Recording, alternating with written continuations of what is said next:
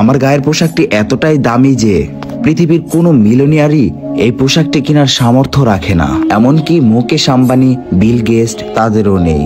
But আমাদের Bill Gates ওরফে বাল গেটসের খুবই আছে। তাতে আমার বাল ছেঁড়া গেল।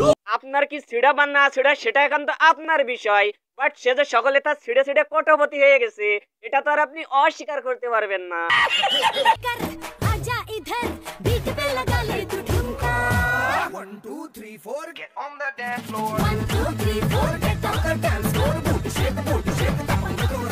নো বিরাদার, ভেবেন না এরা গাধা, এখানে নাই কোনো বাধা, বলতে পারেন স্বাধীনভাবে আপনার মনের কথা। তো দাদা বলেন তো ড্যান্সটা কেমন হয়েছে? দাদা আপনার চাটা পুরো সেটা ভাঙা হয়েছে। না না, আমি তো চায়ের কথা বলিনি, আমি তো বলেছি ড্যান্সের কথা। ও বুঝতে পেরেছি, দাদারে মনে হয় হোটেলে নিয়ে গিয়ে রুম বুক করে গরম দুধটা খেতে দিয়েছিল।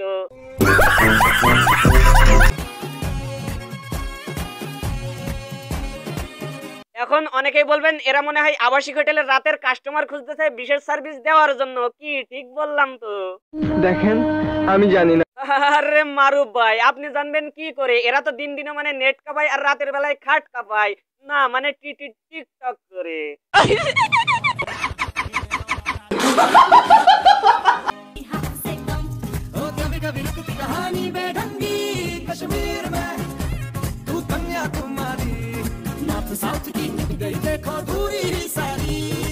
আসলে এরা হলো বাংলাদেশের মোস্ট বেহায়া কাপল ব্লগার, যারা কিনা একজন আরেকজনের বউকে নিয়ে ড্যান্স করে পোস্ট করে।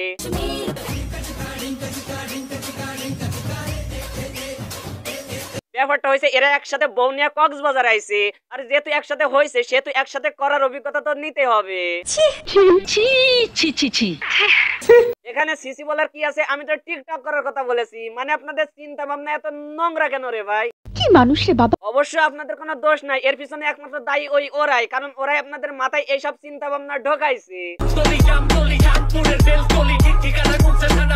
এদিকে এরা ড্যান্স করে রোমান্স করতেছে, আর ওদিকে আপনাদের বিডি ইমরান পিছন সাইডে থাইয়ের মতো বাহুবলী বডিগার্ড নিয়ে রাজত্ব করতেছে।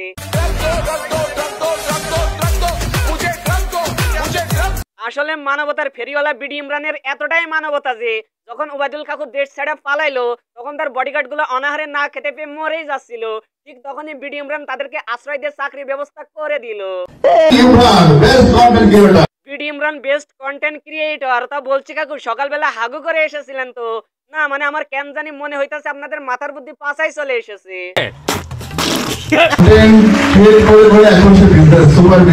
মানে এক মাসও হয়নি সেলুন খুলেছে, সে নাকি আবার সুপার বিজনেসম্যান। মারো মুঝে, মারো মারো মুঝে, মারো মারো।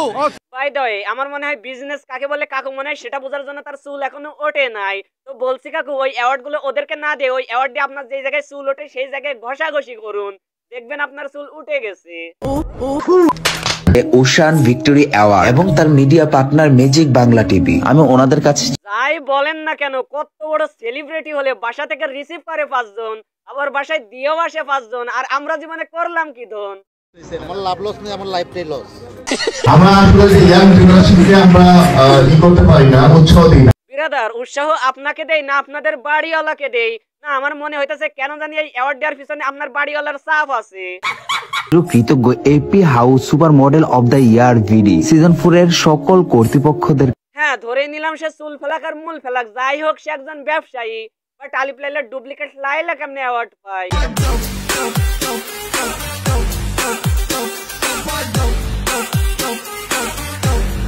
ওরে বাবা, মনে আছে নির্বাচনে পাশ করে হাসবার স্থান দখল করেছি। শীতে কিন্তু বিয়ে হচ্ছে না, তাই তার জন্য আমরা পাত্রী খুঁজতেছি। আপনারা দয়া করে এই মহান চুল কাটতে গেলেও যদি বউ দেওয়ার স্পন্সর করা হয় তাহলে আপনি বলেন ভাই এই অ্যাওয়ার্ড কে পাবে বিডি ইমরান ছাড়া? তবে আমার মনে হয় যারা এই অ্যাওয়ার্ড দিতেছেন তারা যেন এই বিশেষ গলির দিকে লক্ষ্য রেখে এদেরকেও কিছু অ্যাওয়ার্ড দেওয়া হোক।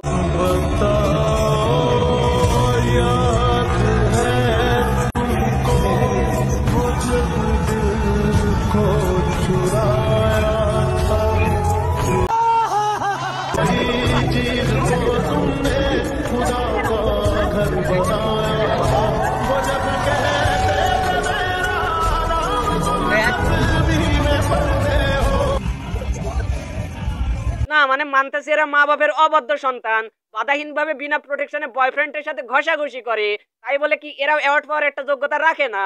ঠিক বলেছ। ঠিক না ঘোড়ার মাথা বলেছি? যদি ঠিক বলে থাকি তাহলে চ্যানেলটা সাবস্ক্রাইব করতেন আর পেজ হলে ফলো করতেন। আপনারা তো কিছুই করেন না।